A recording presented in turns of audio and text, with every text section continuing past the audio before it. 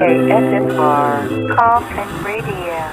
Welcome to another exciting episode of Coffin Radio. I am Heartthrob Rob, and today we are talking about WandaVision Season 1, Episode 5 on a very special episode. Easily the best episode of this entire series so far. This is where things are getting kicked into high gear. Everything has been plot building and building everything up. People have been hating that it's too slow. Here you fucking go. This whole series is not a superhero show in the style of, let's fight the bad guy at the end. It's not that at all. It's totally different. But we start off, it's an 80s montage here. We have, the growing pains, the full house, which is hilarious because Elizabeth Olsen is the third Olsen sister, which I did not know until kind of recently. The twins, which are now, just babies, cannot stop crying. Wanda is trying to put them, to sleep with her magic, and her magic that works on everybody else is not working on the twins. Agnes comes by, and she does some spraying and stuff like that, and the kids magically turn 5 years old. So I don't trust Agnes at all, man. I will put it out there that I do not trust Agnes. I think she's got something going on, and I just do not trust her. As Vision, goes to kind of hang out with, Agnes originally is trying to, is going to hold the boys and try and help rock them to sleep. And Vision is like, no, it's okay, don't worry about it, we got it. And Agnes is like, did you want me to take it from the top? Do you want to go again? Totally breaking the fourth wall, like showing that it's obviously a show, and Wanda's like, what are you talking about? And Vision is more like, no, what the fuck is going on? Like, you are not seeing this? Like, this is fucking crazy, right? This whole episode is Vision finally, realizing that shit is different. They show the clip that Wanda had actually broken into, Sword and stole Vision's corpse, and that she's parading this corpse around. Damn near, that's what's happening. Monica and Darcy find out that Wanda is actually changing reality. This is not just an illusion in your mind or, fake or whatever. She's actually warping reality here. So we're finally seeing, the full extent of her powers. She's crazy. The director, I also feel perhaps is a villain, man. I don't trust him. But Darcy and Monica say that they need help from another scientist. So they're hinting at maybe perhaps someone that is going to be in the next episode. I'm very excited for it. Vision's at work and he gets a message on the computer about the Wanda anomaly, and he cannot understand what's going on. He frees his coworker. He burns it out like he burned Ultron out. And he says, make her stop, she's controlling all of us kind of thing. And for some reason, Vision puts him back into normal. By the way, I know that that's supposed to hint that Wanda is controlling us and Wanda is this and that. I think there's a few other female characters on this show that could perhaps be controlling things. So I think that was more of a red herring, to be God honest with you. But we'll have to see how that turns out.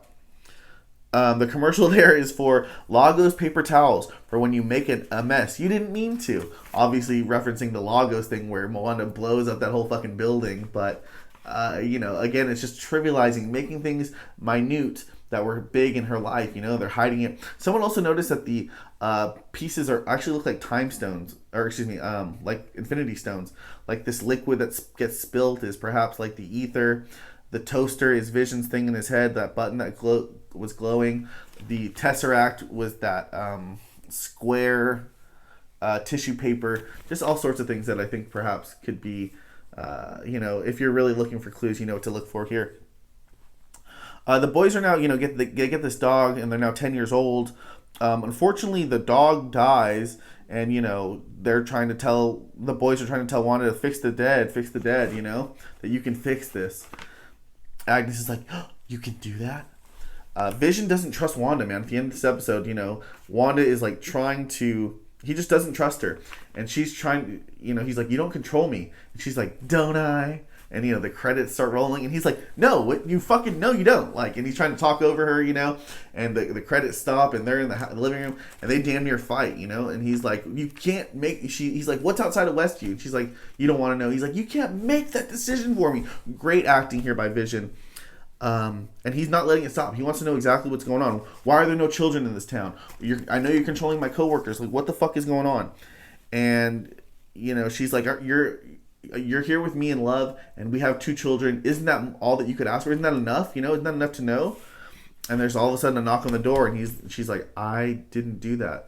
He's like, at this point, if I believed you, I would be ignoring statistics. Which I thought was a great line. And who opened this fucking knock on the door? But Quicksilver. Pietro is her brother, but this is Peter from Quicksilver from the fucking Marvel movies with Fox, which is now owned by Disney. What the hell is going on? It is not her brother, but it is her brother. My fucking mind was blown. I can't understand. Even Darcy says she recast Pietro. So I mean, is the MCU and Fox finally combining here? I think the payoff for this is going to be incredible. Fuck all the haters that did not like this show. Look what they're doing now. They're breaking down reality. Could Wanda be the bad guy? Is she going to be, in the multiverse of madness? Like, we already know she's going to be in the movie. Is she the good guy, the bad guy?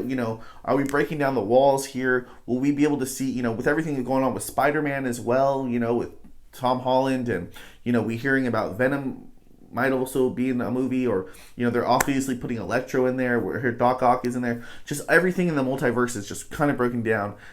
Could we have something bigger than we're expecting? But just an incredible episode here.